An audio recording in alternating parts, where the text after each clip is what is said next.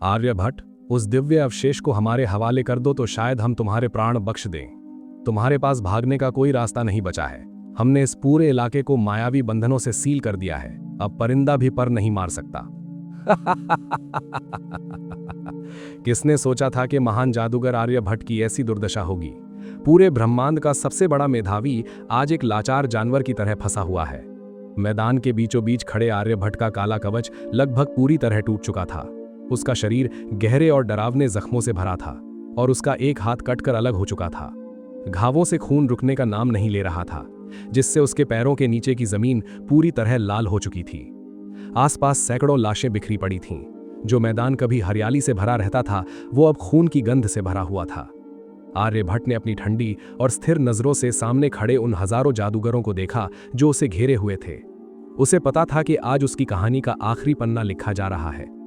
ब्रह्मांड की सबसे बड़ी ताकतें आज एक अकेले इंसान के खिलाफ खड़ी थीं।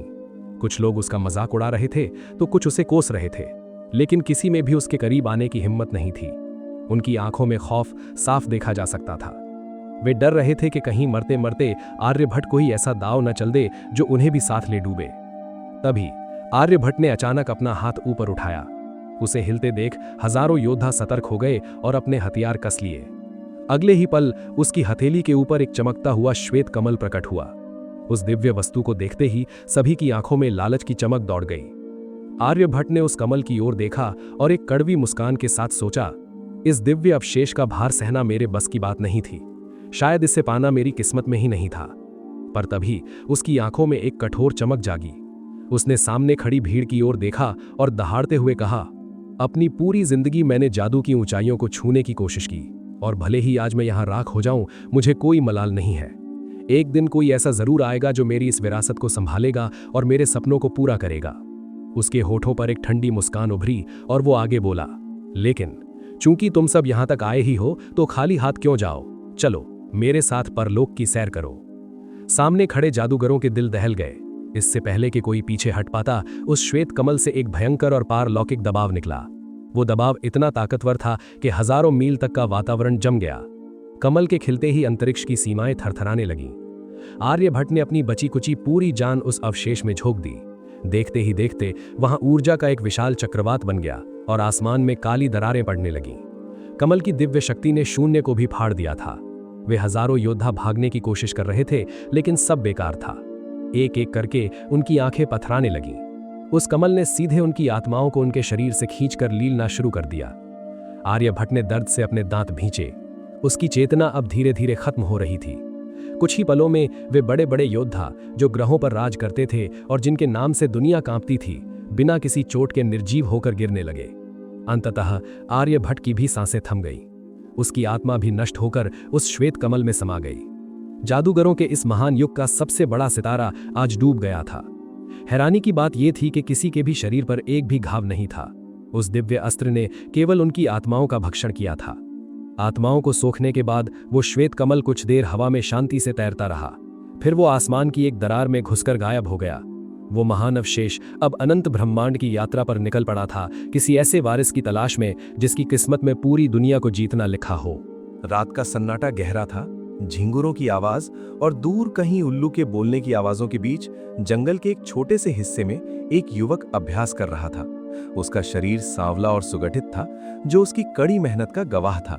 वो ऋत्विक था। उसकी उम्र 18 साल के करीब रही होगी।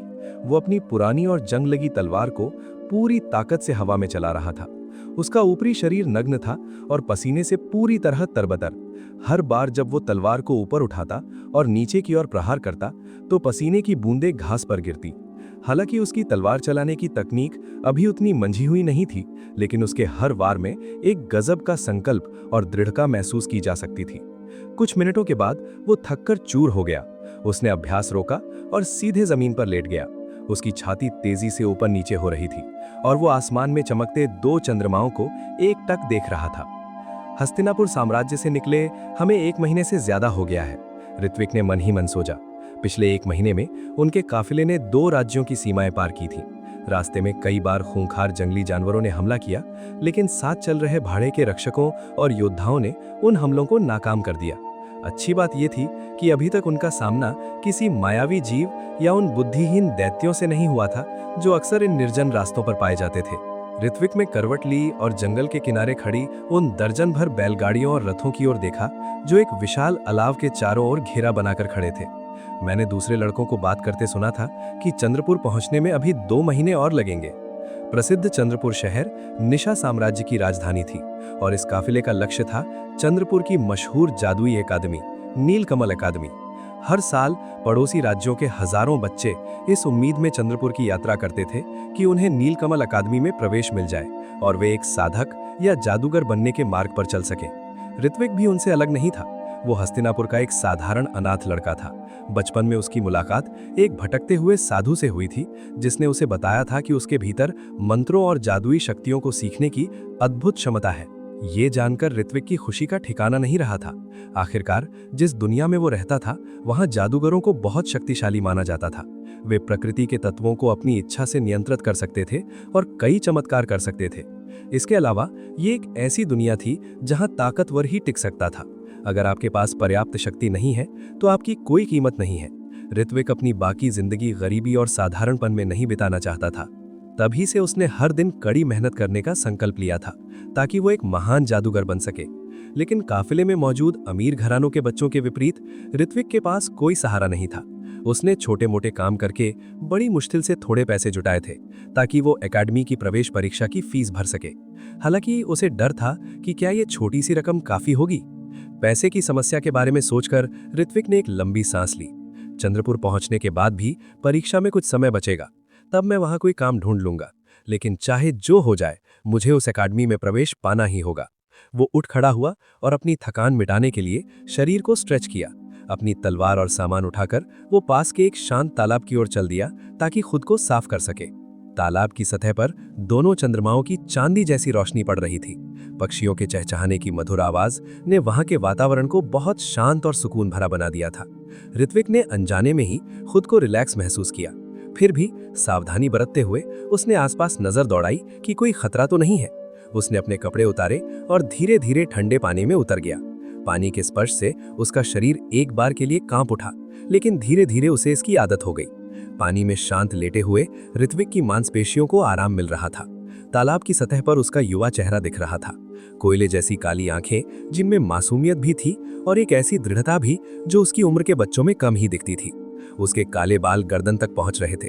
उसका चेहरा औसत था, ना बहुत सुंदर और ना ही खराब। अचानक उसके पेट से आवाज आई। उसे महसूस हुआ कि कड़ी मेहनत के बाद उसे कितनी जोर की भूख लगी है। खाने का समय हो गया है, मुझे वापस चलना चाहिए, उसने सोचा। वो तालाब से बाहर निकलने ही वाला था, तभी उसकी नजर किसी बहुत ही अद्भुत चीज पर पड़ी। ये क्या है? उसने अपनी आंखें सिकोड़कर गौर से देखा। तालाब के बिल्कुल बीचों बीच एक बहुत ही कोमल और दूधिया श्वेत कमल तैर रहा था। उसके चारों ओर 3 हरी पत्तियां थीं। वो कमल दिखने में साधारण लग रहा था, लेकिन उससे एक ऐसी दिव्य ऊर्जा निकल रही थी कि किसी का भी मन श्रद्धा से भर जाए। ऋत्विक उस कमल को देखता रह गया। उसे लगा जैसे उसका दिमाग अचानक बहुत तेज और ताजा हो गया है। कुछ पलों बाद जब उसका ध्यान वापस आया तो वो हैरानी से भर गया। ये कैसा अनोखा फूल है, वो बुदबुदाया।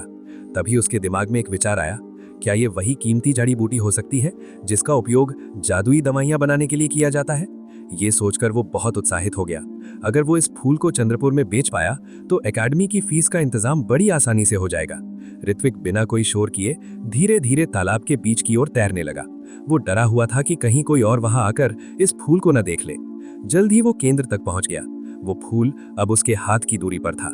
चेहरे पर एक मुस्कान लिए उसने हाथ बढ़ाया और उस कोमल फूल को धीरे से पकड़ने की कोशिश की, लेकिन तभी उसका चेहरा पत्थरा गया। जैसे ही उसकी उंगलियों ने उन सफेद पंखुड़ियों को छुआ, वो कमल अचानक गायब हो गया और अगले ही पल ऋत्विक की आंखों के सामने अंधेरा छा गया और वो बेहोश होकर सीधे पानी में गिर पड़ा। ऋत्विक की आंखों के सामने पहले धुंध छाई रही, लेकिन जैसे ही उसकी दृष्टि साफ हुई उसने खुद को एक विशाल और हरे भरे घास के मैदान में खड़ा पाया। ये कौन सी जगह है? वो बुरी तरह सकपका गया। ये कहना कि वो हैरान था बहुत कम होगा। एक पल पहले वो तालाब के ठंडे पानी में नहा रहा था और अगले ही पल वो इस अनजान और रहस्यमयी जगह पर पहुंच गया था। तभी उसके सामने का दृश्य तेजी से बदला। एक बेहद प्रभावशाली और तेजस्वी युवक जिसके लंबे काले बाल थे और जिसने चमकता हुआ काला कवच पहन रखा था, उसके ठीक सामने प्रकट हुआ। ऋत्विक की आंखें फटी की फटी रह गईं और वो घबराकर 2 कदम पीछे हट गया। कौन हो तुम? लेकिन उस काले कवच वाले व्यक्ति को न तो उसकी आवाज सुनाई दी और न ही वो उसे देख पा रहा था। इससे पहले कि ऋत्विक कुछ और समझ पाता, वहां अचानक हजारों की संख्या में लोग प्रकट हो गए। उनमें से कुछ हवा में तैर रहे थे तो कुछ जमीन पर खड़े थे और उन सब ने उस अकेले कवच वाले योद्धा को घेर रखा था। उन लोगों से निकलने वाली भयानक ऊर्जा और दबाव ने ऋत्विक का दम घोट दिया। उसके दिमाग में बस एक ही शब्द गूंजा, साधक। ये सब उच्च स्तर के जादूगर थे। जब उसने उस काले कवच वाले योद्धा की ओर देखा तो पाया कि वो व्यक्ति अविश्वसनीय रूप से शांत था। उसकी कमर सीधी थी और उसकी आंखों में डर का नामो निशान तक नहीं था। ऋत्विक ने अनजाने में अपना थूक गीला किया और अचंभे से सोचा, आखिर ये महान व्यक्ति कौन है? अगले ही क्षण वे लोग किसी प्राचीन भाषा में बात करने लगे जिसे ऋत्विक समझ तो नहीं पाया, लेकिन उन हजारों जादूगरों के चेहरों को देखकर उसे इतना समझ आ गया कि वे यहाँ किसी नेक इरादे से नहीं आए थे। इसके बाद जो कुछ हुआ उसने ऋत्विक की दुनिया को पूरी तरह बदल कर रख दिया। वहां मौजूद हजारों जादूगरों ने एक साथ उस योद्धा पर हमला कर दिया। आसमान में रंगों का सैलाब उमड़ पड़ा। विनाशकारी मंत्रों और जादुई शक्तियों का प्रहार एक के बाद एक होने लगा। धरती फटने लगी और ऐसा लगा मानो आसमान के 2 टुकड़े हो जाएंगे। ऋत्विक का मुंह खुला का खुला रह गया। वो इस महायुद्ध को अपनी आंखों के सामने घटते देख रहा था। ये किस स्तर की शक्ति है? वो अपने मन में चिल्लाया। उसके आसपास की हर चीज तबाह हो रही थी, लेकिन उसे कुछ नहीं हो रहा था। वो वहां महज एक दर्शक बनकर खड़ा था। उसने महसूस किया कि वे सभी लोग बहुत शक्तिशाली साधक थे, लेकिन ऋत्विक को जिस बात ने सबसे ज्यादा हैरान किया वो ये थी कि हजारों लोग मिलकर उस अकेले योद्धा पर हमला कर रहे थे। फिर भी वो निडर होकर लड़ रहा था और उन सब पर भारी पड़ रहा था। एक हाथ के इशारे से उस योद्धा ने आसपास के पूरे अंतरिक्ष को जमा दिया। दूसरे हाथ के झटके से उसने हजारों लोगों को पलक झपकते ही राख में बदल दिया। उस पर हमला करने वाले जादूगर भी कोई मामूली नहीं थे। वे एक ही मंत्र से उल्कापिंडों की बारिश कर रहे थे, भूकंप ला रहे थे और आसमान से कड़कती बिजली गिरा रहे थे। धीरे धीरे पल्ला उनके पक्ष में झुकने लगा और अंततः उस योद्धा को एक घातक चोट लगी। एक महिला जादूगरनी बिजली की रफ्तार से उसके करीब आई और उसने योद्धा का एक हाथ काट दिया, लेकिन इसके बदले में उसे अपनी जान गंवानी पड़ी। नहीं, उस योद्धा को गंभीर रूप से घायल देख ऋत्विक के गले से अनजाने में एक चीख निकल गई। न चाहते हुए भी वो उस बहादुर साधक का पक्ष लेने लगा था। उस पल के बाद से वो योद्धा लगातार घायल होता रहा। भले ही वो कितना भी शक्तिशाली क्यों न हो, अंत में वो हजारों ऐसे जादूगरों का मुकाबला नहीं कर पाया जो लगभग उसी के स्तर के थे। अपनी आखिरी सांसें गिनते हुए उस योद्धा ने कुछ ऐसा किया जिसने ऋत्विक की आत्मा तक को झकझोर दिया। उसने अपना हाथ फैलाया और उसकी हथेली पर वही श्वेत कमल प्रकट हुआ। ऋत्विक की धड़कनें तेज हो गईं और उसने ठंडी सांस ली। कहीं ये वही तो नहीं? अगले ही पल मानो वक्त ठहर गया। वे हजारों जादूगर भागने की कोशिश करने लगे, लेकिन सब बेकार था। उस श्वेत कमल के खिलते ही ऊर्जा का एक भयानक चक्रवात उठा। एक एक करके सभी जादूगर खत्म होने लगे और कुछ ही देर में उस काले कवच वाले योद्धा का हाथ बेजान होकर लटक गया। ऋत्विक का मन इस मंजर को देखकर उथल पुथल से भर गया था। उसने उस मरते हुए योद्धा की आंखों में देखा और उसे महसूस हुआ कि वो योद्धा भी सीधे उसे ही देख रहा है। ऋत्विक ने देखा कि योद्धा के शरीर से जीवन धीरे धीरे खत्म हो रहा था। फिर भी उसकी आंखों में न तो कोई डर था और न ही कोई पश्चाताप। वो योद्धा अपने पैरों पर खड़ा खड़ा ही शहीद हो गया। उसकी पीठ किसी भाले की तरह सीधी थी, लेकिन मरने से ठीक पहले उसकी नजर ने जैसे समय और स्थान की सीमाओं को पार कर लिया और ऋत्विक से मिली। ऋत्विक को नहीं पता था कि ये उसके मन का भ्रम था या सच, लेकिन उसे महसूस हुआ कि उस महान साधक ने उसकी ओर देखकर हल्का सा सिर हिलाया। वीर योद्धा के अंतिम पलों को देखकर ऋत्विक की आंखें नम हो गईं। अगले ही पल दृश्य फिर से बदल गया और ऋत्विक ने खुद को एक रहस्यमयी सफेद स्थान में तैरते हुए पाया। हैरान परेशान होकर उसने चारों ओर देखा तो पाया कि वहां रोशनी के छोटे बड़े कण हवा में आलस्य तैर रहे थे। उसे होश में आने में काफी समय लगा, लेकिन उस अकेले योद्धा और हजारों के बीच हुए उस विनाशकारी युद्ध के प्रभाव से वो अभी भी बाहर नहीं निकल पाया था। उस महान साधक के पास वही कमल था जो मुझे तालाब में मिला था। वो अविश्वास में बुदबुदाया। तभी ऋत्विक की नजर पास ही तैर रहे एक रोशनी के कण पर पड़ी। उसने घबराते हुए अपना हाथ उसकी ओर बढ़ाया, लेकिन इससे पहले कि वो उसे छू पाता, नजारा फिर से बदल गया। उसने खुद को उसी तालाब की सतह पर तैरते हुए पाया जहां वो कुछ देर पहले नहा रहा था। उसने घबराकर आसपास देखा, लेकिन वो श्वेत कमल कहीं नजर नहीं आ रहा था। नहीं, वो कहाँ गया? ऋत्विक बेचैन हो उठा। अब तक वो इतना समझ चुका था कि वो कमल कोई साधारण फूल नहीं, बल्कि एक अत्यंत शक्तिशाली जादुई अस्त्र था जो उसकी किस्मत बदल सकता था। वो पागलों की तरह उसे ढूंढने लगा, लेकिन कमल गायब था। तभी उसकी नजर तालाब के पानी में अपनी धुंधली परछाई पर पड़ी और वो जड़ हो गया। उसके माथे के ठीक बीच में, उसकी भौहों के थोड़ा ऊपर, एक कमल का निशान उभरा हुआ था। ऋत्विक की आंखें उम्मीद से चमक उठीं। क्या ऐसा हो सकता है कि वो श्वेत कमल मेरे शरीर के भीतर समा गया है? ये सोचकर वो बहुत उत्साहित हो गया। उसे नहीं पता था कि वो कमल असल में क्या है, लेकिन वो इतना जानता था कि ये एक ऐसी चाबी है जो उसे महान जादूगर बनने के उसके सपने तक पहुंचा सकती है। देखते ही देखते वो कमल का निशान उसकी त्वचा में समा गया और गायब हो गया। अपनी भावनाओं को काबू करते हुए ऋत्विक तैरकर किनारे पर आया। उसने खुद को सुखाया और नए कपड़े पहने, एक नीला कुर्ता और सफेद पजामा। वो खोया खोया सा उसी अलाव की ओर बढ़ रहा था। तभी एक तिरस्कार और मजाक से भरी आवाज उसके कानों में पड़ी।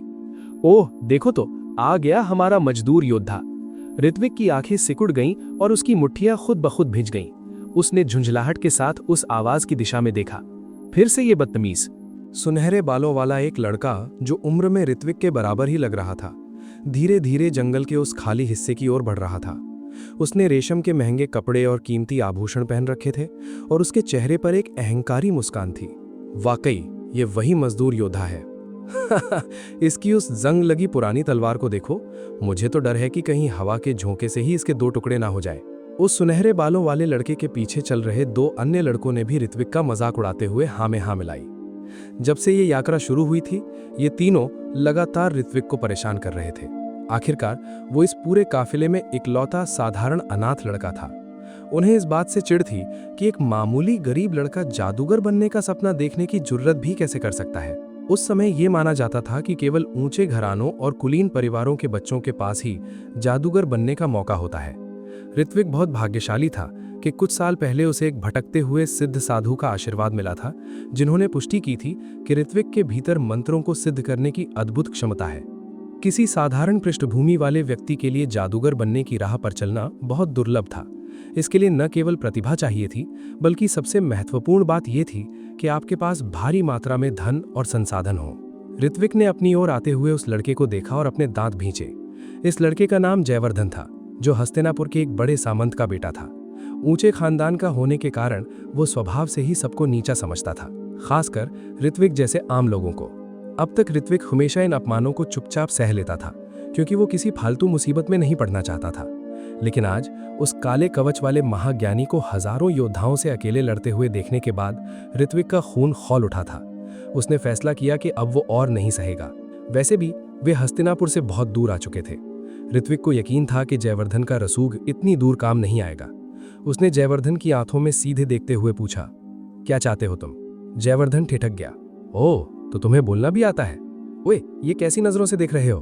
तुम्हारी हिम्मत कैसे हुई जयवर्धन के सामने जबान चलाने की? दोनों चमचों ने ऋत्विक को डराने की कोशिश की। वे जयवर्धन की नजरों में अपनी जगह पक्की करना चाहते थे। ऋत्विक ने उन्हें नजरअंदाज किया और सीधे जयवर्धन को घूरते हुए कहा, अगर कोई काम नहीं है तो यहां से दफा हो जाओ और आइंदा मुझे परेशान मत करना। ये मेरी आखिरी चेतावनी है। जयवर्धन दंग रह गया। उसने सोचा कि इस गरीब लड़के के अंदर अचानक इतनी हिम्मत कहां से आ गई, लेकिन जल्द ही उसका गुस्सा भड़क उठा और वो गरजा, नीच कहीं के, तेरी हिम्मत कैसे हुई मुझसे इस तरह बात करने की? जयवर्धन, इस कमीने को हम पर छोड़ दो, हम इसे इसकी सही जगह दिखाएंगे। दोनों चमचे गलत इरादे से ऋत्विक की ओर बढ़े। उनमें से एक अचानक ऋत्विक की ओर झपटा और अपना घूंसा हवा में लहराया। ऋत्विक ने बहुत शांति से एक कदम बगल में रखा और आसानी से उस वार से बच गया। फिर उसने बिजली की रफ्तार से अपना मुक्का उठाया और उस लड़के के चेहरे पर दे मारा। उसकी फुर्ती ने सबको चौंका दिया। उस लड़के ने सपने में भी नहीं सोचा था कि ऋत्विक पलटकर हमला करने की हिम्मत करेगा। मुक्का सीधे लड़के की नाक पर लगा और वो दर्द से चिल्लाता हुआ जमीन पर गिर पड़ा। आह, मेरी नाक टूट गई। उसने नफरत भरी नजरों से ऋत्विक को देखा। तेरी तो धपाक। ऋत्विक ने उस लड़के के चेहरे पर अपने पैर से जोरदार प्रहार किया और उसे बेहोश कर दिया। दूसरा लड़का जो हमला करने वाला था, अचानक अपनी जगह पर जम गया। उसके चेहरे पर खौफ साफ दिख रहा था। यहां तक कि जयवर्धन के भी होश उड़ गए थे। आओ, अब तुम किसका इंतजार कर रहे हो? ऋत्विक ने एक व्यंग्यात्मक मुस्कान के साथ दूसरे लड़के की ओर देखा। उसे इन गुंडों को सबक सिखाकर बहुत अच्छा महसूस हो रहा था। हाँ, उस लड़के की घबराहट के मारे हालत खराब हो गई। अंत में उसने अपनी दुम दबाई और सिर पर पैर रखकर शिविर की ओर भाग करा हुआ। कायर कहीं के, वापस आओ, जयवर्धन चिल्लाया। लेकिन वो लड़का और भी तेज भागा। बदतमीज, जयवर्धन ने गुस्से में गाली दी। तभी उसने देखा कि ऋत्विक नीचे झुककर उस बेहोश लड़के की कमर से बंधी एक पोटली उठा रहा है। ओए चोर, ये क्या कर रहा है तू? ऋत्विक ने पोटली खोली और उसके अंदर देखा। उसमें सोने और चांदी के ढेर सारे सिक्के देखकर वो हैरानी से सीटी बजाने लगा। ये उस रकम से कहीं ज्यादा थी जो उसने हस्तिनापुर में कड़ी मेहनत करके बचाई थी। फिर उसने जयवर्धन की ओर देखा और मांग की, अपनी पैसों की पोटली मेरे हवाले कर दो। तुम? जयवर्धन हक्का बक्का रह गया। ये साधारण लड़का एक सामंत के बेटे से वसूली करने की हिम्मत कर रहा है। गुस्से के मारे पागल होकर जयवर्धन चिल्लाते हुए ऋत्विक की ओर दौड़ा। बाज आजा नीच, मैं तुझे जान से मार डालूंगा, तेरी हिम्मत। धपाक! ऋत्विक ने एक ही मुक्के में जयवर्धन को जमीन चटा दी और उसे भी बेहोश कर दिया। वो नीचे झुका और जयवर्धन की रेशमी पोटली छीन ली। ये पोटली पहले वाली से दुगनी भारी थी। उसका वजन महसूस करके ऋत्विक संतुष्ट होकर मुस्कुराया। इसे मुझे परेशान करने का फरमाना समझ लो। वो उठा और दिल खोलकर हंसते हुए अलाव की ओर चला गया। पैसों की जो समस्या उसे लंबे समय से सता रही थी, वो इतनी आसानी से हल हो गई थी। जाहिर था कि उसका मूड अब बहुत अच्छा था। उसे जयवर्धन के पलटवार का कोई डर नहीं था। हस्तिनापुर यहाँ से हजारों मील दूर था और वैसे भी काफिले की सुरक्षा करने वाले भाड़े के योद्धा बच्चों की आपसी लड़ाई में कभी दखल नहीं देते थे। ऋत्विक वहां पहुंचा जहां एक योद्धा खाना बांट रहा था। वो कतार में खड़ा हुआ और अपनी बारी का इंतजार करने लगा। कुछ मिनटों बाद उसे अपना खाना मिला, मोटी रोटी और मांस का शोरबा। वो उसे लेकर शिविर से थोड़ी दूर घास पर बैठ गया। खाना खाते समय उसके दिमाग में बार बार वही महायुद्ध और वो रहस्यमयी सफेद जगह घूम रही थी। उसने अनजाने में अपने माथे को छुआ जहां वो कमल का निशान छिप गया था। आखिर वो कौन सी जगह थी? ऋत्विक ने उन अनगिनत रोशनी के कणों को याद करते हुए सोचा। वो सोच रहा था कि वो दोबारा वहां कैसे पहुंच सकता है। उसने अपना खाना खत्म किया और घास पर लेटकर आसमान के सितारों को ताकने लगा। उसे उस काले कवच वाले साधक की लड़ाई याद आ रही थी और उसकी आंखों में एक अजीब सी चाहत थी। क्या मैं भी कभी उस महान साधक जैसा बन पाऊंगा? युद्ध के वो दृश्य उसके दिमाग में बार बार चलने लगे और धीरे धीरे ऋत्विक गहरी नींद में सो गया। अलाव के पास खड़ी एक रथगाड़ी में जैतूनी रंग का चोगा पहने एक व्यक्ति खिड़की के पास बैठा एक पुरानी किताब पढ़ रहा था। अचानक उसने अपना सिर उठाया और उसकी गहरी नीली आंखें सोते हुए ऋत्विक पर टिकी। उस रहस्यमयी व्यक्ति की नजर ऋत्विक के पास रखी उन भरी हुई पोटलियों पर पड़ी। फिर उसकी नजर जंगल के उस हिस्से की ओर गई जहां दो लड़के बेहोश पड़े थे। उस रहस्यमयी व्यक्ति की आंखें थोड़ी सिकुड़ी, लेकिन अंत में उसने बस एक गहरी सांस ली और हल्का सा सिर हिलाते हुए वापस अपनी किताब में खो गया। एक और महीना बीत गया और काफिला लगातार चंद्रपुर की ओर बढ़ता रहा। इस समय बारिश का मौसम शुरू हो चुका था, इसलिए पूरे रास्ते उन्हें भारी बारिश और कीचड़ का सामना करना पड़ा। रास्ता बहुत दुर्गम और थकाऊ था, लेकिन शुक्र था उन मजबूत कवचधारी घोड़ों का, जिनकी वजह से ज्यादा परेशानी नहीं हुई। इस दौरान काफिले पर कई बार जंगली और जादुई जानवरों ने हमला किया, लेकिन साथ चल रहे भाड़े के रक्षकों ने उन्हें संभाल लिया। हालांकि ये रक्षक माना या जादू का इस्तेमाल नहीं कर सकते थे, लेकिन इसका मतलब ये नहीं था कि वे कमजोर थे। 30 से ज्यादा ताकतवर रक्षक काफिले की सुरक्षा कर रहे थे। सबको पता था कि जैसे जैसे वे निशा साम्राज्य की सीमा के करीब पहुंचेंगे, जादुई जानवरों का खतरा बढ़ता जाएगा। उस स्थिति में ये साधारण रक्षक बेअसर साबित होंगे। लेकिन राहत की बात यह थी कि उनके साथ श्रेणी 1 के 3 शक्तिशाली साधक भी यात्रा कर रहे थे। उन्हें नीलकमल एकेडमी ने ही इन बच्चों को सुरक्षित चंद्रपुर पहुंचाने के लिए भेजा था। अब तक उन साधकों ने अपनी जगह से हिलने की जरूरत भी नहीं समझी थी, लेकिन सभी बच्चों का मानना था कि जब वे अपनी जादुई शक्तियों का प्रदर्शन करेंगे तो वो नजारा देखने लायक होगा। पिछले 1 महीने में ऋत्विक ने अपनी कसरत और तलवारबाजी के अभ्यास में कोई कमी नहीं आने दी थी। जयवर्धन ने बीच में कुछ और लड़कों को इकट्ठा करके ऋत्विक को परेशान करने की कोशिश की थी, लेकिन हर बार ऋत्विक ने उन्हें बुरी तरह पीटा और हर बार लड़ाई के अंत में ऋत्विक पहले से ज्यादा अमीर होकर निकला। एक समय के बाद उन लड़कों ने उसे परेशान करना ही छोड़ दिया। अमीरी और गरीबी के अंतर के कारण काफिले के किसी भी रईस बच्चे ने ऋत्विक से दोस्ती नहीं की। हालांकि शुरू में उसे बुरा लगा, लेकिन धीरे धीरे उसने इसे स्वीकार कर लिया। उसके लिए अब सबसे जरूरी था खुद को ताकतवर बनाना और एक महान जादूगर बनने पर ध्यान देना। भले ही रईस बच्चे उससे बात नहीं करते थे, लेकिन रक्षकों का मामला अलग था। आखिरकार ऋत्विक एक भविष्य का जादूगर था। भला कौन एक होने वाले ताकतवर साधक के साथ अच्छे रिश्ते नहीं बनाना चाहेगा। आज की रात ऋत्विक एक छोटे से अलाव के पास बैठा कुछ रक्षकों के साथ खाना खा रहा था। उसने मुंह में रोटी का निवाला चबाते हुए पास बैठे एक रक्षक से पूछा, विजय भैया, आपने कहा था कि आप चंद्रपुर के ही रहने वाले हैं, कैसा है वो शहर? विजय एक अधीर उम्र का रक्षक था, जिसके सिर के बाल थोड़े कम थे। उसकी बाईं आंख के ऊपर एक गहरा निशान था, जो ऋत्विक को बहुत प्रभावशाली लगता था। विजय ने मांस का एक टुकड़ा तोड़ा और हंसते हुए जवाब दिया, अपने जीवन में मुझे दक्षिण संघ के लगभग सभी राज्यों में घूमने का मौका मिला है, लेकिन मैं दावे के साथ कह सकता हूं कि चंद्रपुर उन सब में सबसे बेहतरीन जगह है। ऋत्विक की आंखों में चमक आ गई। मुझे विस्तार से बताइए कि वो असल में कैसा दिखता है। विजय ने तांबे के लोटे से गेहूं का शरबत पिया और बोला, कहां से शुरू करूं? देखो, शहर के बीचों बीच से स्वर्णधारा नदी बहती है जो शहर को 2 हिस्सों में बांटती है, उत्तरी इलाका और दक्षिणी इलाका। उत्तरी इलाके में ज्यादातर रईस और सामंत रहते हैं और वहीं शाही महल भी है। जहां तक दक्षिणी इलाके की बात है, वहां नीलकमल एकेडमी का विशाल परिसर है। और क्या है वहां? विजय सोचने लगा। पास बैठी एक महिला रक्षक तारा ने अपनी आंखें घुमाते हुए कहा, पागल हो क्या? तुम चंद्र सेतु को कैसे भूल सकते हो? अरे हाँ, विजय ने अपनी जांग पर हाथ मारते हुए ठहाका लगाया। चंद्र सेतु, उस शहर की सबसे प्रसिद्ध पहचान। उस पुल में ऐसा क्या खास है? ऋत्विक ने उत्सुकता से पूछा। इस बार तारा ने जवाब दिया, चंद्र सेतु स्वर्णधारा नदी के ऊपर बना है जो उत्तरी और दक्षिणी इलाकों को जोड़ता है। वो पुल पूरी तरह जादू से बना है और कहा जाता है कि इसे प्राचीन शिल्पकारों ने तैयार किया था। हर बार जब आसमान में दोनों चंद्रमा रोहिणी और चित्रा प्रकट होते हैं तो वो पुल चमकने लगता है। वो चंद्रमा की रोशनी को परावर्तित करता है जिससे पूरा शहर चांदी जैसा दमकने लगता है। वाह, जादू से बना पुल! ऋत्विक हैरान रह गया। अलाव के पास बैठे सभी रक्षकों ने सिर हिलाया और चंद्रपुर की अलग अलग खूबियों के बारे में बातें करने लगे। ऋत्विक जितना सुनता उतना ही उसे जल्दी वहां पहुंचने की चाहत होती। फिर बात जादूगरों पर आ गई। एक रक्षक ने थोड़ा लड़खड़ाते हुए कहा, चंद्रपुर में जादूगर बहुत आम है और सब उनका सम्मान करते हैं। मैंने तो यहाँ तक सुना है कि वहाँ एक गुप्त इलाका भी है जहाँ केवल जादूगर ही जा सकते हैं। सच में? ऋत्विक ने उत्साह से पूछा। सभी रक्षकों ने हामी भरी। जब तुम नीलकमल एकेडमी में प्रवेश पा लोगे तो हमें काम पर रखना मत भूलना, तारा ने मुस्कुराते हुए कहा। ऋत्विक समझ गया कि ये रक्षक उससे इतनी अच्छी तरह क्यों पेश आ रहे हैं, लेकिन उसे इससे कोई बुरा नहीं लगा। आखिरकार उनका इरादा नेक था। उसने सिर हिलाकर कहा, बिल्कुल, जरूर। उस रात उन्होंने काफी देर तक बातें की। रक्षकों ने ऋत्विक को पहली बार गेहूं का शरबत भी चखाया। वे भी ऋत्विक को पसंद करने लगे थे क्योंकि वो दूसरे रईस बच्चों की तरह घमंडी नहीं था। दूसरी ओर जयवर्धन और उसके साथ कुछ लड़के नफरत भरी नजरों से ऋत्विक को रक्षकों के साथ मजे करते देख रहे थे। एक भूरे बालों वाले लड़के ने अपने दांत पीसते हुए पूछा, जयवर्धन, क्या हम ऋत्विक के बारे में कुछ नहीं करेंगे? उस कमीने ने मेरी खानदानी तलवार छीन ली है, धिक्कार है। जयवर्धन ने उसे तिरस्कार से देखा और फुंकारते हुए कहा, तो फिर खुद उसके पास जाकर अपनी तलवार वापस क्यों नहीं मांग लेते? वो लड़का कुछ बोल नहीं पाया। कुछ दिन पहले ऋत्विक ने उसे इतनी जोर से लात मारी थी कि अब भी उसे बैठने में दर्द होता था। लड़के को चुप देखकर जयवर्धन मन ही मन बुदबुदाया, निशा साम्राज्य की सीमा के पास जादुई जानवरों का हमला और भी तेज होगा। उसकी आंखों में क्रूर चमक कौंधी। उस भगदड़ और अराजकता के बीच में तुझे ठिकाने लगा दूंगा। तेरी हिम्मत कैसे हुई मुझसे पैसे वसूलने और मेरा अपमान करने की? मैं पक्का करूंगा कि तू जिंदा न बचे। दोपहर की तेज धूप शिखर घाटी पर अपनी किरणों की वर्षा कर रही थी, जिससे पूरी घाटी जीवंत हो उठी थी। ये घाटी और इसे घेरे हुए ऊंचे पहाड़ हर तरह के जादुई जानवरों का घर थे। जो लोग इस घाटी से गुजरते थे वे आमतौर पर उसी सुरक्षित रास्ते का चुनाव करते थे जिसकी टोह पहले ही अनुभवी साधकों द्वारा ली जा चुकी होती थी। अगर कोई इस घाटी को अकेले पार करने की कोशिश करे तो इसे सीधे तौर पर मौत को दावत देना ही कहा जाएगा। बेशक अगर कोई बहुत शक्तिशाली जादूगर हो तो उसे चिंता करने की कोई जरूरत नहीं थी। काफिले ने अभी अभी शिखर घाटी में प्रवेश किया था। यहां से चंद्रपुर पहुंचने में कम से कम 3 हफ्ते का समय और लगने वाला था। लेकिन इससे भी जरूरी बात यह थी कि यहां से जादुई जानवरों के हमले और भी तेज होने वाले थे।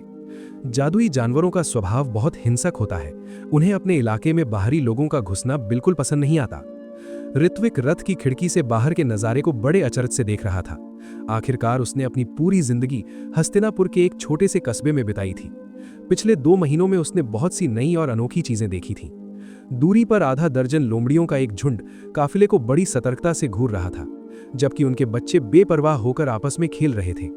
दूसरी ओर अग्निवर्णी गर्दन वाले घोड़ों का एक झुंड आजादी से दौड़ रहा था। भले ही ये दृश्य देखने में बहुत सुंदर था, लेकिन ऋत्विक जानता था कि यह महज एक दिखावा है। रक्षकों के साथ उसकी रोजाना की बातचीत से उसे पता चल गया था कि ये घाटी कितनी खतरनाक है। इसके अलावा शिखर घाटी की सीमाएं धुंधले पर्वतों से लगती थीं, एक ऐसी जगह जहां जाने की हिम्मत बड़े बड़े जादूगर भी नहीं करते थे। ऋत्विक का हाथ अनजाने में ही अपनी तलवार की मूठ पर चला गया। उसने मन ही मन सोचा, विजय और बाकी लोग कह रहे थे कि जब भी कोई काफिला शिखर घाटी से गुजरता है तो कुछ मौतें होना तय होता है। उसे पता चला था कि यह पहली बार नहीं था जब विजय और अन्य रक्षक बच्चों को चंद्रपुर ले जा रहे थे। उनकी पिछली यात्राओं में भी इस खतरनाक जगह पर हमेशा जान माल का नुकसान हुआ था। भले ही वहां साधक मौजूद हों, वे हर किसी को नहीं बचा सकते थे। सुनिए, अचानक एक दबी हुई आवाज ने ऋत्विक का ध्यान खींचा। उसने पीछे मुड़कर देखा कि 2 चोटियों वाली एक छोटी लड़की उसे बड़ी घबराहट से देख रही थी। हाँ? ऋत्विक ने पूछा। लड़की ने कुछ पल सोचा और फिर पूछा, आप इन रक्षकों से काफी बात करते हैं। उन्होंने क्या कहा कि हमें चंद्रपुर पहुंचने में और कितना समय लगेगा? मैं अब और बर्दाश्त नहीं कर सकती। ऋत्विक ने उस लड़की की आंखों में देखा और उसे गहरा डर और बेचैनी महसूस हुई। उसने एक ठंडी सांस ली। इन रईस बच्चों ने अपनी जिंदगी में कभी ऐसी असुविधा नहीं झेली है। मैं समझ सकता हूं कि उन्हें यह यात्रा इतनी कष्टदायक क्यों लग रही है, उसने सोचा। सिर्फ इसलिए कि ऋत्विक अब तक की यात्रा का आनंद ले रहा था, इसका मतलब ये नहीं था कि बाकी भी वैसा ही महसूस कर रहे हों। हकीकत तो ये थी कि ज्यादातर बच्चे महीनों की यात्रा से थक चुके थे। ऊपर से लकड़ी के रथों में घंटों तक ठुसे रहना और जंगली जानवरों के लगातार हमले उनके मानसिक स्वास्थ्य पर भारी पड़ रहे थे। ऋत्विक ने जो उसे पता था वही जवाब दिया। रक्षकों ने कहा कि हम अगले 2 हफ्तों में निशा साम्राज्य की सीमा में पहुंच जाएंगे। वहां से आगे का रास्ता पूरी तरह सुरक्षित है। सीमा में घुसने के बाद चंद्रपुर पहुंचने में 1 हफ्ता और लगेगा। ओह, समझ गई, शुक्रिया, लड़की ने जवाब दिया और फिर शांत हो गई। रथ में बैठे बाकी बच्चों ने भी ऋत्विक की बात सुनी और उनमें से ज्यादातर को बड़ी राहत मिली। उन्होंने 2 महीने से ज्यादा का समय बिता लिया था। कुछ और हफ्ते उनके लिए बड़ी बात नहीं थी, या कम से कम उन्हें ऐसा ही लगा था। सूर्यास्त से ठीक पहले काफिले ने रात बिताने के लिए एक सुरक्षित ऊंचाई वाली जगह ढूंढ ली। सभी रक्षक अपने काम में जुट गए। तंबू लगाए गए और अलाव जलाया गया। ये उनका काम था। एक लकड़ी के रथ के भीतर वो नीली आंखों वाला और जैतूनी चोगे वाला व्यक्ति जो अभी भी किताब पढ़ रहा था, उसने अचानक अपना सिर उठाया और दूर क्षितिज की ओर देखा। उसकी नजरों ने जैसे मील दूर की किसी हलचल को पहचान लिया था। उसके होंठ खुले और वो बहुत शांति से बोला, मुझे लगता है कि हमें अपने कदम बढ़ाने का समय आ गया है। उस रथ में मौजूद 2 अन्य लोग, एक पुरुष और एक स्त्री, जिन्होंने वैसा ही जैतूनी चोगा पहना था, उसी दिशा में देखने लगे जहां वो नीली आंखों वाला आदमी देख रहा था। उस पुरुष ने जवाब दिया, पहले इन रक्षकों को संभालने दो, हम तब दखल देंगे जब स्थिति इनके बस से बाहर हो जाएगी। वैसे भी इन बिगड़े हुए बच्चों को थोड़ा तपना जरूरी है। नीलकमल अकेडमी कमजोर दिल वाले जादूगरों के लिए नहीं है। जैसा तुम्हें ठीक लगे। नीली आंखों वाले आदमी ने कंधे उचकाए और वापस अपनी किताब पढ़ने लगा। कुछ मिनटों तक वहां शांति छाई रही, पर तभी एक भेड़िए की डरावनी गूंज ने शिविर की शांति को भंग कर दिया। वो जंगली और डरावनी आवाज घाटी में कुछ पलों तक गूंजती रही और फिर एक के बाद एक कई और आवाजें सुनाई दी। धिक्कार है, ये तो भेड़ियों का झुंड है और बहुत बड़ा झुंड है। रक्षकों के चेहरे पर गंभीरता छा गई। एक अकेला भेड़िया, भले ही वो जादुई जानवर हो, उसे संभालना उतना मुश्किल नहीं होता, लेकिन अगर वो भेड़ियों का एक विशाल झुंड हो तो इसका मतलब था बड़ी मुसीबत। एक झुंड के भीतर भेड़िए लगभग एक छोटी सैन्य टुकड़ी की तरह तालमेल बिठाकर हमला करते हैं, जिनसे लड़ना बहुत मुश्किल होता है। जल्दी करो, रथों को एक घेरे में लगाओ और युद्ध की मुद्रा बनाओ। रक्षकों के सरदार, एक डरावने दिखने वाले गंजे व्यक्ति ने चिल्लाते हुए आदेश दिया। रात के अंधेरे में दूर से हजारों की संख्या में चमकती हुई डरावनी हरी आंखें दिखाई दे रही थीं। वे बहुत ही भयानक रफ्तार से शिविर की ओर बढ़ रही थीं। जमीन भी हिलने लगी थी, जो भेड़ियों के आने का संकेत था। शिट, ये तो नात्री भेड़िए हैं। गजब मुसीबत है। घेरा बनाओ, अपनी जगह लो। रक्षक एक के बाद एक चिल्ला रहे थे। निशा भेड़िए रात के समय सबसे शक्तिशाली होते हैं। उनकी फुर्ती बहुत तेज और उनके हमले बहुत घातक होते हैं। विजय ने उन दर्जनों बच्चों की ओर देखा जो दहशत में थे और गंभीरता से बोला, युद्ध के लिए तैयार हो जाओ। समूह के कुछ छोटे लड़के और लड़कियां रोने लगे और अपने माता पिता को पुकारने लगे, जबकि कुछ बच्चों के चेहरों पर गंभीरता थी और उन्होंने अपने हथियार निकाल लिए थे। ऋत्विक ने भी स्थिति की गंभीरता को महसूस किया और अपनी वो फौलादी तलवार म्यान से बाहर निकाल ली जो उसने हाल ही में एक लड़के से वसूली थी। उसने तलवार की मूठ पर अपनी पकड़ मजबूत की और बड़ी चिंता से सामने आ रहे भेड़ियों के झुंड को देखा। उससे कुछ ही मीटर दूर जयवर्धन, जिसके हाथ में एक क्रॉस बो था, उसने आते हुए भेड़ियों को देखा और घबराहट में अपना थूक निगल लिया। लेकिन जब उसने अपना सिर घुमाकर ऋत्विक की ओर देखा तो उसकी आंखों में एक क्रूर झलक कौंधी। भूखे भेड़ियों ने अपने जबड़े खोल दिए और अपने नुकीले दांत दिखाते हुए वे काफिले की ओर झपटे। जब वे केवल 30 मीटर की दूरी पर थे, तब रक्षकों के सरदार ने दहाड़ते हुए आदेश दिया, तीर चलाओ। रक्षकों ने एक साथ दर्जनों तीर छोड़े। सबसे आगे चल रहे भेड़िए तीरों से छलनी होकर तुरंत लड़खड़ा गए।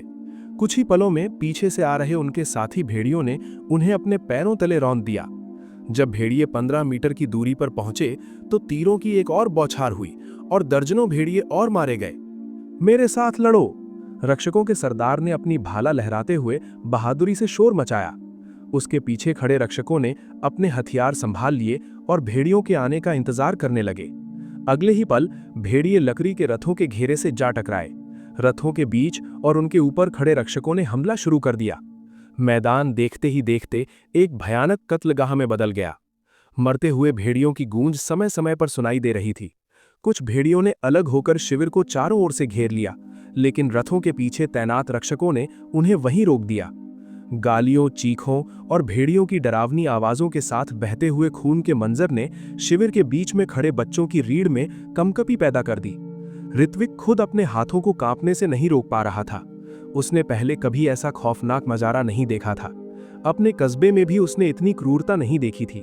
उसका सबसे बड़ा शिकार बस एक जंगली सूअर था, लेकिन भेड़ियों के इस झुंड ने उसे पूरी तरह झकझोर दिया था।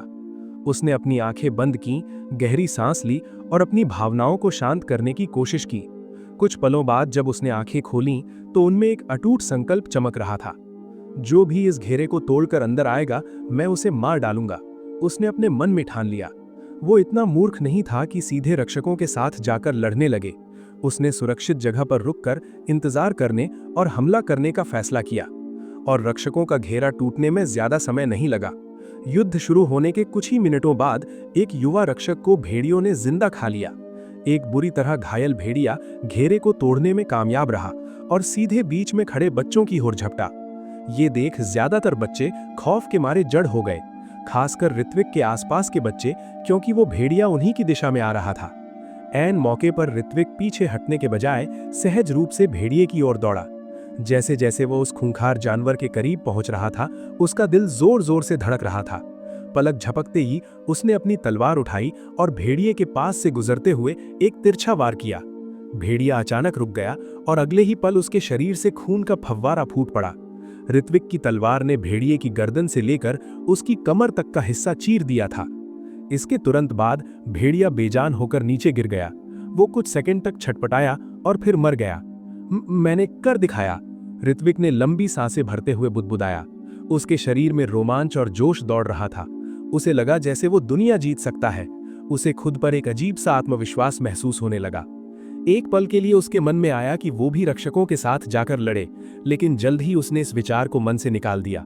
वो तेजी से शिविर के बीच की ओर वापस लौटा और फिर से लड़ने की मुद्रा में खड़ा हो गया। अब जाकर उसके आसपास के बच्चों ने प्रतिक्रिया दी। हे भगवान, क्या तुमने वो देखा? इसने तो सच में उसे मार दिया। बच्चे अविश्वास में चिल्लाने लगे। कुछ उसे प्रशंसा भरी नजरों से देख रहे थे, तो कुछ के मन में ईर्ष्या थी। उन्हें इस बात की जलन हो रही थी कि एक मामूली गरीब लड़का उनसे आगे निकल गया। हालांकि ऋत्विक की इस बहादुरी ने बच्चों का हौसला बढ़ा दिया और उनमें से ज्यादातर ने आने वाले हमलों का सामना करने के लिए खुद को तैयार कर लिया। वे सभी भावी जादूगर थे और स्वभाव से अभिमानी थे। वे खुद को किसी और से पीछे कैसे रहने देते। जयवर्धन, जो ये सब देख रहा था, सदमे में था। वो सोच रहा था कि अगर वो ऋत्विक की जगह होता तो क्या वो जीवित बच पाता? क्या वो अपना डर भुलाकर भेड़िए की ओर दौड़ पाता? जवाब उसे पता था। एक पल के लिए वो हिचकिचाया कि ऋत्विक के खिलाफ कोई कदम उठाए या नहीं, लेकिन उसके भीतर का घमंड उसकी बुद्धि पर भारी पड़ गया। उसका चेहरा गुस्से से काला पड़ गया। इस कमीने ने मेरे साथ जो किया, इसके लिए ये मौत का हकदार है। इसने ना केवल मेरे पैसे चुराए, बल्कि सबके सामने मुझे पीटा भी। मेरे पिता ने भी मुझ पर हाथ नहीं उठाया। इस मजदूर की इतनी हिम्मत, अक्षम्य। जयवर्धन ने मन ही मन तय कर लिया कि वो भेड़ियों के इस हमले के दौरान ऋत्विक को मार डालेगा। अगर वो उसे मार ना पाया तो कम से कम उसे इतना घायल जरूर कर देगा कि वो जीवन में कभी जादूगर न बन सके। घेरे पर तैनात और भी रक्षक मारे जा रहे थे। इस वजह से कई भेड़िए रथों के घेरे को पार कर बच्चों पर हमला करने लगे। 2 बच्चों की मौत भी हो चुकी थी, लेकिन फिर भी उन 3 मुख्य साधकों ने अभी तक कोई हरकत नहीं की थी। बच्चे और रक्षक दोनों अब बेहद चिंतित और डरे हुए थे। ऋत्विक अपनी तलवार से हर उस भेड़िए पर प्रहार कर रहा था जो उसकी ओर आ रहा था। वो अपनी पूरी ताकत और कला के साथ उन पर टूट पड़ा था। वो सिर से पैर तक खून से लथपथ था। कुछ खून उसका अपना था, लेकिन ज्यादातर उन भेड़ियों का। वो एक दीवाने की तरह अपनी तलवार चला रहा था। जयवर्धन, जो अपनी क्रॉसबो का उपयोग कर रहा था और सुरक्षित स्थान से सहायता कर रहा था, अचानक ऋत्विक की ओर देखा और उसकी आंखों में चमक आ गई। मौका। उसने अपनी क्रॉसबो में एक जहरीला बाण लगाया और ऋत्विक की ओर निशाना साधा। साथ ही उसने पूरी ईमानदारी का ढोंग करते हुए जोर से चिल्लाया, ऋत्विक रुको, मैं तुम्हारी मदद करता हूं। जयवर्धन ने बाण छोड़ा और उसके होठों पर एक शैतानी मुस्कान तैर गई। उस समय ऋत्विक एक भेड़िए के हमले से खुद को बचाने में पूरी तरह व्यस्त था। पिछले 10-15 मिनटों से वो बिना रुके लड़ रहा था और उसकी ताकत जवाब दे चुकी थी। इसलिए जब उसने सुना कि कोई उसकी मदद के लिए आ रहा है तो उसे थोड़ी राहत महसूस हुई। लेकिन जैसे ही उसने आवाज पहचानी, वो उलझन में पड़ गया। क्या ये जयवर्धन की आवाज नहीं है? वो भला मेरी? उसने सपने में भी नहीं सोचा था कि जयवर्धन उसकी मदद करेगा। ये बात उसे खटक रही थी, लेकिन अगले ही पल उसके विचारों पर तब लगाम लग गई जब एक बाण सीधे उसके बाएं कंधे में जा धंसा। ऋत्विक की आंखें सदमे से फटी की फटी रह गईं। उसे संभलने का 1 सेकंड भी नहीं मिला, क्योंकि जैसे ही उसे बाण लगा, भेड़िए को मौका मिल गया। उसने ऋत्विक के बाएं हाथ को बुरी तरह अपने जबड़ों में जकड़ लिया और उसे जमीन पर पटक दिया। आह! ऋत्विक दर्द के मारे चीख पड़ा। भेड़िए के दांत उसके मांस में गहरे धंसते जा रहे थे, जैसे वो उसकी हड्डी ही चबा डालेगा। वो लाचार था और कुछ नहीं कर पा रहा था। दूसरी ओर जयवर्धन ने अपनी क्रॉसबो में दूसरा बाण लगाया और मन ही मन बुदबुदाया, धिक्कार है। मेरा निशाना उसके सिर पर था। उसने ऋत्विक को भेड़िए के नीचे तड़पते हुए देखा। एक पल के लिए उसने दूसरा बाण चलाने की सोची, लेकिन फिर इरादा बदल दिया। पहला बार एक गलती बताया जा सकता था, लेकिन दोबारा हमला करने पर वो 3 शक्तिशाली साधक उसकी हत्या की कोशिश को पकड़ सकते थे। जयवर्धन कोई जोखिम नहीं लेना चाहता था। उसने ऋत्विक पर एक आखिरी नफरत भरी नजर डाली और ठंडी मुस्कान के साथ सोचा, यही तेरा अंजाम है नीच कहीं के। इसके बाद वो घूम गया और दूसरे भेड़ियों पर निशाना साधने लगा। ऋत्विक उस खूंखार जानवर के चंगुल से निकलने के लिए अपनी पूरी ताकत लगा रहा था, लेकिन वो भेड़िया बहुत भारी और ताकतवर था। उसका बायां हाथ धीरे धीरे सुन्न होने लगा था। उसने अपने दांत भींचे और उसकी आंखें गुस्से से लाल हो गईं। अनजाने में उसकी आंखों से आंसू निकलकर खून के साथ मिल गए। उसे अपने बचपन के संघर्ष याद आए। वो सफेद कमल याद आया जो उसे तालाब में मिला था, और अंत में उसे वो काले कवच वाला योद्धा याद आया जिसने हजारों के खिलाफ अकेले जंग लड़ी थी। ऋत्विक की आंखों में अब पागलपन सवार था। वो अपने मन में चिल्लाया, वो बहादुर साधक हजारों के सामने नहीं झुका और मैं एक अदने से जानवर के हाथों मर जाऊं। मैं यहां नहीं मर सकता। मैं अभी तक जादूगर भी नहीं बना हूं। मैं हार नहीं मानूंगा। उसके भीतर जैसे लावा उबलने लगा। उसने वो ताकत जुटाई जिसके बारे में उसे खुद पता नहीं था। उसने अपने कंधे में धसे हुए बाण को देखा और उसे एक ही झटके में बाहर खींच लिया।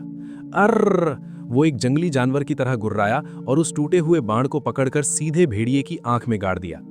भेड़िए ने तुरंत ऋत्विक का हाथ छोड़ दिया और दर्द से कराहने लगा। वो भागने की कोशिश करने लगा, लेकिन ऋत्विक ने किसी अजगर की तरह अपने पैरों को भेड़िए की गर्दन के चारों ओर लपेट लिया। फिर उसने अपने दाएं मुक्के से उस धसे हुए बाण के ऊपर प्रहार करना शुरू किया। धपाक, धपाक। वो बाण भेड़िए की खोपड़ी को चीरता हुआ उसके दिमाग तक पहुंचा। ऋत्विक तब तक वार करता रहा जब तक उस जानवर ने हलचल बंद नहीं कर दी। जब उसे यकीन हो गया कि भेड़िया मर चुका है, तो ऋत्विक के शरीर ने जवाब दे दिया। वो भेड़िए की लाश के नीचे ही बेजान सा पड़ा रहा। कुछ पलों बाद उसने बड़ी मुश्किल से लाश को हटाया और लड़खड़ाते हुए खड़ा हुआ। उसका बायां हाथ बुरी तरह क्षत विक्षत हो चुका था। वो सिर से पैर तक खून में नहाया हुआ था और इस समय किसी नरक से निकले प्रेत जैसा दिख रहा था। उसने चारों ओर देखा और उसकी नजर आखिरकार जयवर्धन पर पड़ी, जो दूसरों की मदद करने का नाटक कर रहा था। मैं तुझे जान से मार डालूंगा, ऋत्विक गुर्राया। उसके भीतर से एक ऐसी हिंसक ऊर्जा निकल रही थी जो पहले कभी नहीं देखी गई थी। अब तक वो बच्चों की आपसी लड़ाइयों को गंभीरता से नहीं लेता था। उसे लगा था कि वो महज बचपन की शरारत है, लेकिन वो कितना भोला था। सिर्फ इसलिए कि वो दूसरों को मारना नहीं चाहता था, इसका मतलब ये नहीं था कि दूसरे उसे जिंदा छोड़ देंगे। और जयवर्धन ने उसे इतनी छोटी सी बात के लिए मारने की कोशिश की थी। जैसे ही जयवर्धन की नजर ऋत्विक पर पड़ी, उसके पैर कांपने लगे और वो जमीन पर गिर पड़ा। खून से लथपथ ऋत्विक को अपनी ओर मौत बनकर आते देख उसकी रूह कांप गई। ये जिंदा है। जयवर्धन को यकीन नहीं हो रहा था। उसे लगा था कि भेड़िया उसे खत्म कर चुका होगा। उसने अपने कांपते हाथ उठाए और गिड़गिड़ाया, ऋत्विक ठहरो, वो एक गलती थी, मेरा यकीन करो। ऋत्विक कुछ सुनने के मूड में नहीं था। उसके हाथ में उसकी टूटी हुई तलवार थी। वो धीरे धीरे जयवर्धन की ओर बढ़ रहा था। जब वो जयवर्धन से महज कुछ मीटर की दूरी पर था, तभी वो नीली आंखों वाला और जैतूनी चोगे वाला व्यक्ति अचानक उन दोनों के बीच प्रकट हुआ। उस व्यक्ति ने पहले जयवर्धन को देखा, जिससे जयवर्धन डर के मारे कांपने लगा।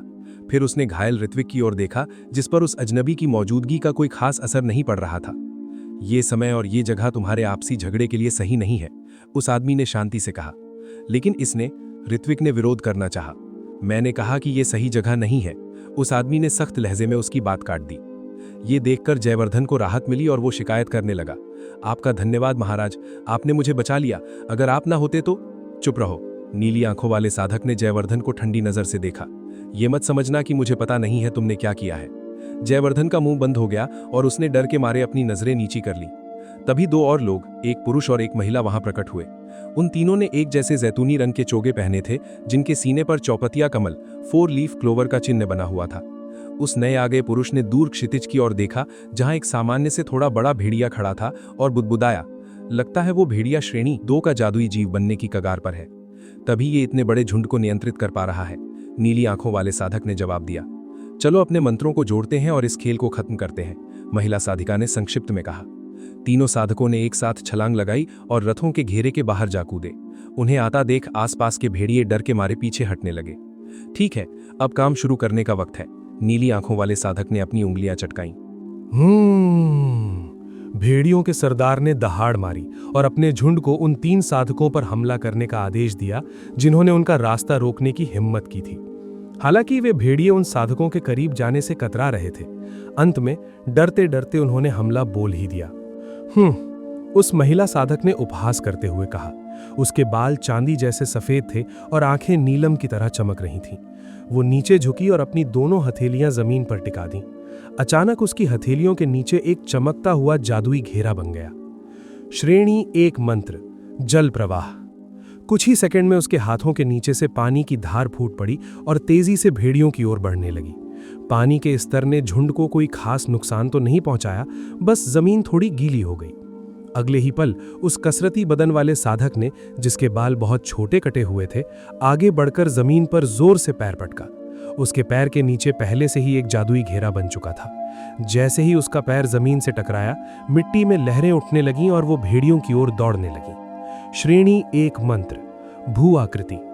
एक ही झटके में वो सख्त जमीन दलदल में बदल गई। ज्यादातर भेड़िए अपना संतुलन खोकर गिर पड़े, लेकिन झुंड को हराने के लिए ये अभी भी काफी नहीं था। अंत में उस नीली आंखों वाले साधक यानी एलेक्स ने हवा में कुछ रहस्यमयी मुद्राएं बनाई और अपना दायां हाथ ऊपर उठाया। अगले ही पल उसकी हथेली पर नीली बिजली कड़कने लगी। श्रेणी 1 मंत्र, विद्युत प्रहार। उसने अपनी बिजली से भरी मुट्ठी को उस कीचड़ भरी जमीन पर दे मारा। देखते ही देखते उनके सामने की पूरी धरती बिजली के समुद्र में बदल गई। उन तीनों के मंत्रों के मेल ने एक विनाशकारी हमला पैदा किया था। पलक झपकते ही बड़ी संख्या में भेड़िए मौत की नींद सो गए। उनके शरीर झुलस गए थे और वो तड़प तड़प कर मर गए। साधकों की महज एक चाल ने 100 के करीब भेड़ियों को खत्म कर दिया था। वाह, अद्भुत!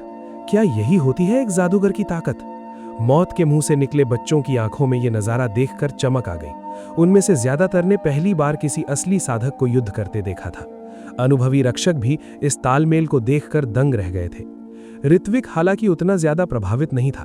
आखिरकार उसने उस श्वेत कमल के भीतर इससे कहीं ज्यादा भव्य और महाप्रलयकारी युद्ध देखा था। फिर भी वो उस बिजली के समुद्र से अपनी नजरें नहीं हटा पा रहा था। उसके मन की तड़प और बढ़ गई और उसने अनजाने में अपनी मुट्ठी कस ली। एक दिन मैं भी साधक बनूंगा और ऐसी ही शक्तियों का स्वामी बनूंगा। अचानक उसे अपनी आत्मा में एक थरथराहट महसूस हुई और उसकी आंखें पथरा सी गईं। दूसरी ओर भेड़िए का सरदार अपने इतने सारे साथियों को अपनी आंखों के सामने मरते देख आग बबूला हो गया। उसने आसमान की ओर मुंह करके दहाड़ मारी, जिसमें दर्द और गुस्सा साफ झलक रहा था।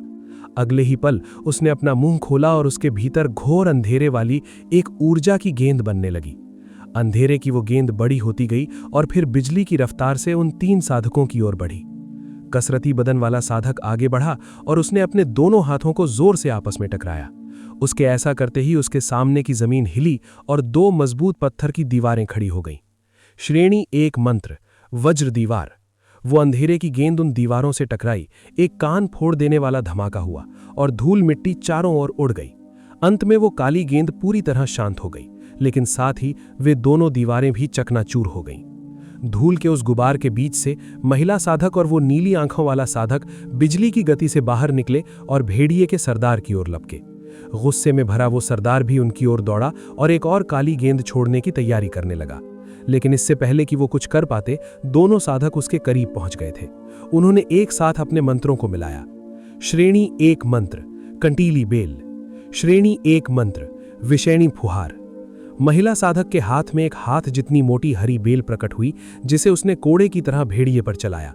लेकिन उस बेल के भेड़िए तक पहुंचने से पहले ही नीली आंखों वाले साधक ने उसे बैंगनी रंग के तेजाब से ढक लिया। उन दोनों का तालमेल इतना सटीक था कि मंत्र खुद ब खुद आपस में जुड़ गए थे। वो विषैली बेल भेड़िए के चारों ओर लिपट गई, जिससे न केवल उसकी हरकतें रुक गईं, बल्कि उसका शरीर गलने लगा और जहर उसके शरीर में फैल गया। उसके मुंह में बन रही काली गेंद भी गायब हो गई। पूरी तरह जकड़े जाने के बाद उस भेड़िए की आंखों में पहली बार खौफ दिखा। तभी भेड़िए के ठीक पीछे की जमीन फटी और नीचे से एक आकृति बाहर निकली। वो वही कसरती बदन वाला साधक था, इवान। उसके हाथों में एक भारी युद्ध हथौड़ा था जो किसी काले पत्थर से बना लग रहा था। उसने अपने दोनों हाथों से हथौड़े को उठाया और उसमें अपनी पूरी माना शक्ति झोंक दी। फिर उसने एक क्रूर मुस्कान के साथ वो हथौड़ा सीधे भेड़िए के सिर पर दे मारा। पकड़ लिया तुझे। धमाका। भेड़िए का सिर उस हथौड़े के नीचे चकनाचूर हो गया। वहां मांस और हड्डियों के ढेर के अलावा कुछ नहीं बचा था। अफसोस, अगर इसकी लाश सलामत होती तो हम इसे बेचकर कुछ पैसे कमा सकते थे, महिला साधक ने मुंह बनाते हुए कहा।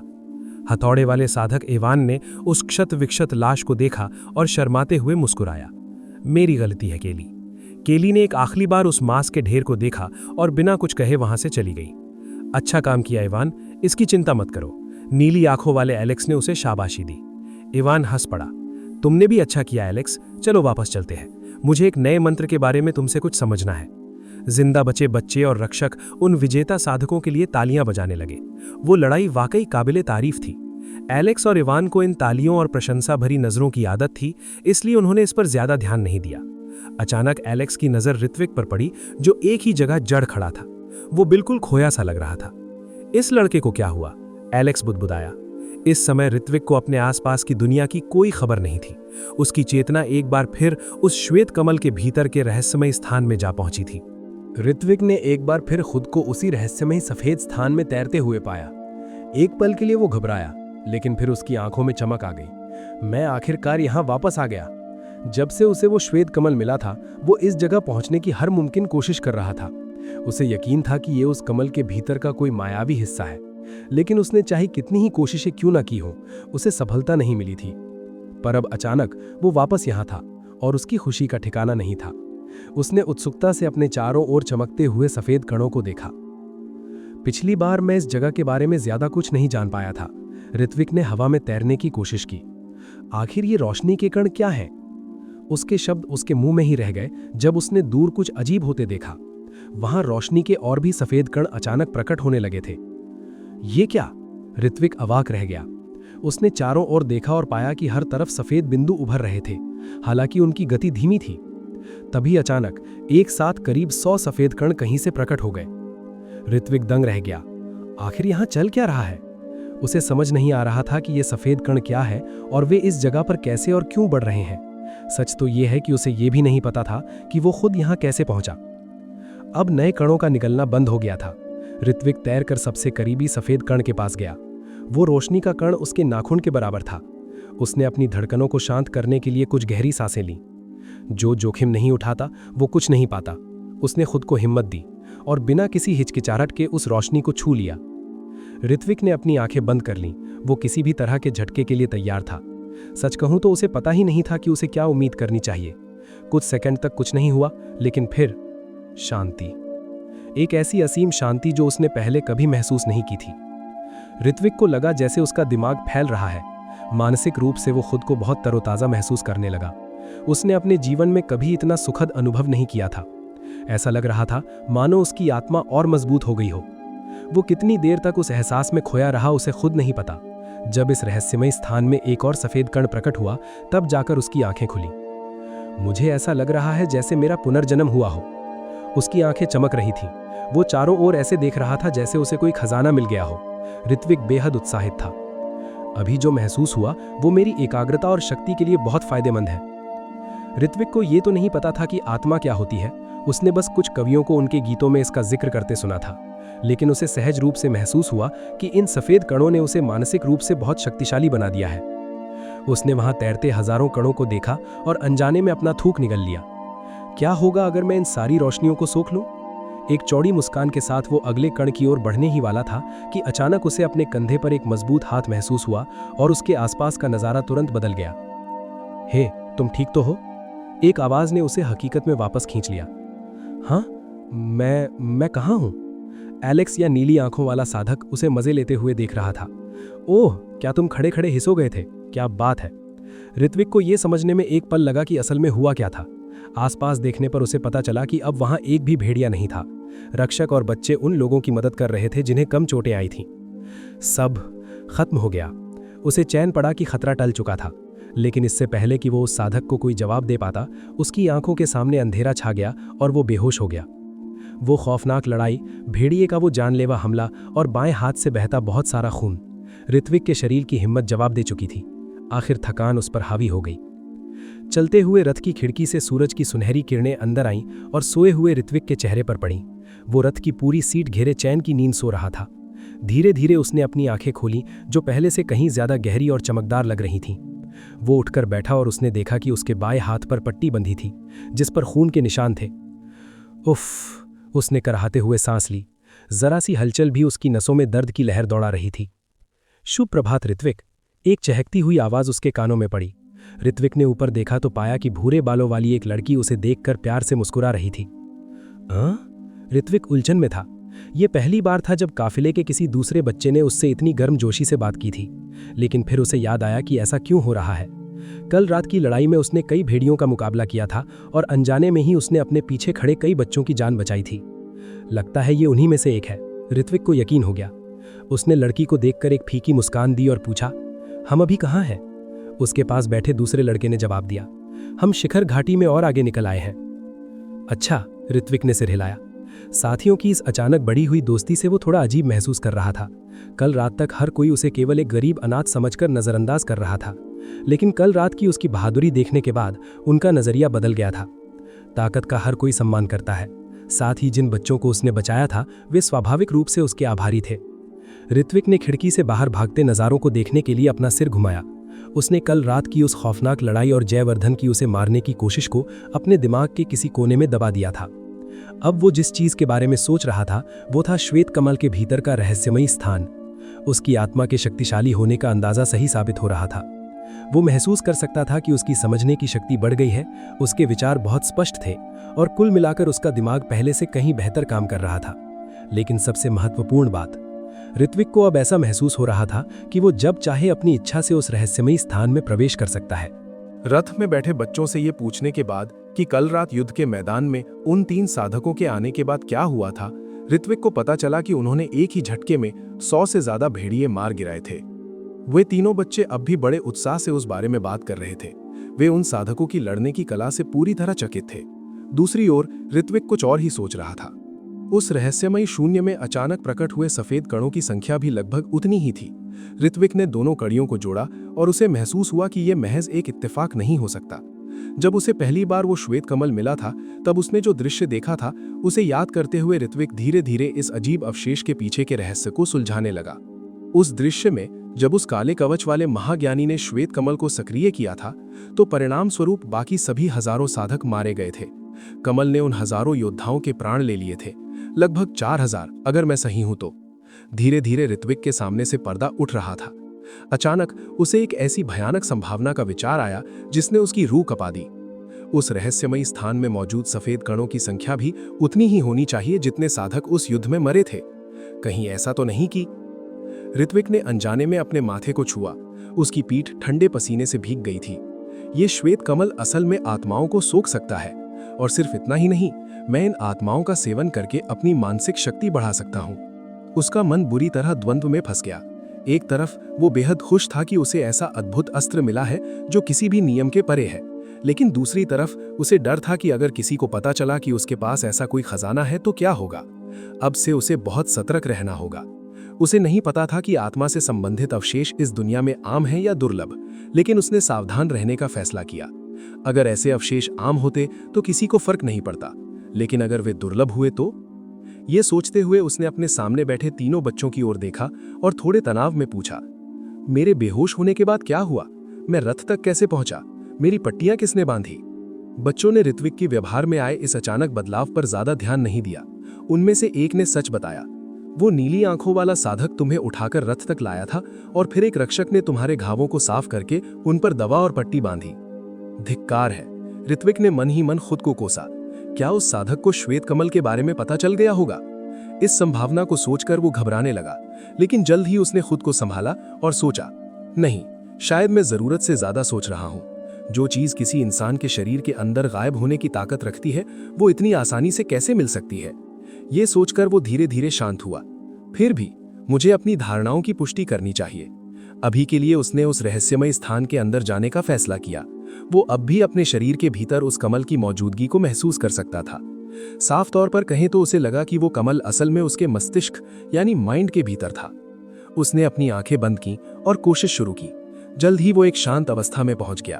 उसकी सांसें स्थिर हो गईं और उसका चेहरा शांत। जब उसने दोबारा आंखें खोलीं तो उसने खुद को फिर से उसी रहस्यमयी सफेद शून्य में तैरते हुए पाया। कामयाब रहा, ऋत्विक मुस्कुराया। इस जगह प्रवेश करने की प्रक्रिया उसके लिए अब बहुत स्वाभाविक यानी इंस्टिंक्टिव हो गई थी, ठीक वैसे ही जैसे एक नवजात बच्चा हाथ पैर चलाना सीख जाता है। उसने चारों ओर देखा और पाया कि सफेद कणों की संख्या लगभग उतनी ही थी जितने योद्धा उस पुराने दृश्य में मरे थे। जैसा मैंने सोचा था, इस कमल ने वाकई उन सबकी आत्माओं को सोख लिया है। ऋत्विक तैरकर सबसे करीबी सफेद कण के पास गया और उसे गौर से देखा। एक एक करके उसने आसपास के शुभ सफेद कणों का मुआयना किया और सिर हिलाया। तो ये होती है एक आत्मा। कुछ कण उसके नाखून से भी छोटे थे, जिनसे उसे बहुत शांति महसूस हो रही थी। कुछ तरबूज जितने बड़े थे, जिन्हें देखकर उसके दिल की धड़कनें बढ़ने लगी थीं। कुछ तो विशाल चट्टानों जितने बड़े थे। साफ था कि वो अभी इतने बड़े कणों को सोखने के लिए तैयार नहीं था। अचानक उसकी नजर एक छोटे से कण पर पड़ी जो थोड़ा अजीब लग रहा था। उसकी भौएं तन गईं और वो उस कण की ओर तैरने लगा। उस सफेद कण की सतह पर समय समय पर अलग अलग रंग चमक रहे थे। इसमें क्या खराबी है? ऋत्विक ने काफी देर तक सोचा पर उसे कुछ समझ नहीं आया। चूंकि उसे उस रोशनी से किसी खतरे का एहसास नहीं हो रहा था, उसने उसे सोखने का फैसला किया। जैसे ही उसने उस सफेद कण को छुआ, अपनी मानसिक शक्ति बढ़ने के साथ साथ उसे कुछ और भी महसूस हुआ और वो इसे देखकर दंग रह गया। उसके दिमाग में जानकारी का एक विशाल सैलाब उमड़ पड़ा। चलते हुए रथ में भीतर ऋत्विक, जिसकी आंखें बंद थीं, अचानक कांपने लगा और उसका चेहरा पीड़ा से खिंच गया। उसे बहुत पसीना आने लगा। ये कुछ मिनटों तक चलता रहा और फिर आखिरकार उसने अपनी आंखें खोली। उसने एक लंबी और गहरी सांस ली, जैसे वो सदियों से घुट रहा हो। उसने अपना सिर पकड़ लिया और कराहने लगा। उसे ऐसा महसूस हो रहा था जैसे हजारों चींटियां उसके दिमाग के अंदर रेंग रही हैं। उसका चेहरा लाल पड़ गया था और कनपटी की नसें उभर आई थीं। ऋत्विक, क्या हुआ? क्या हुआ भाई? तुम ठीक हो? बच्चों को ऋत्विक की ऐसी हालत देखकर घबराहट होने लगी। 1 मिनट बाद जब दर्द कम हुआ तो ऋत्विक ने अपनी नजरें उठाईं और बड़ी मुश्किल से बोला, मैं ठीक हूं, बस घाव में दर्द बढ़ा है, मुझे थोड़ी नींद की जरूरत है। उनका जवाब सुने बिना ही उसने आंखें बंद कर लीं और लेट गया। इसके बाद उसने उस नई जानकारी को टटोला जो असल में विदेशी यादें थीं, जो अचानक उसके दिमाग में आ गई थीं। उस सफेद कण को सोखने के बाद न केवल उसकी आत्मा मजबूत हुई थी, बल्कि उसे उन मरे हुए योद्धाओं में से एक की यादों का एक छोटा सा हिस्सा भी मिल गया था। उसे उन नई यादों को अपनी यादों के साथ व्यवस्थित करने में काफी समय लगा। आखिरकार सूर्यास्त से ठीक पहले वो उन यादों को क्रमबद्ध करने में सफल रहा। उसकी मानसिक शक्ति बढ़ जाने के कारण ये प्रक्रिया उतनी थका भी नहीं लगी। ऋत्विक ने आंखें खोली और उठकर बैठा। उसके चेहरे पर एक अजीब सा भाव था और उसने धीरे से बुदबुदाया, जड़ी बूटी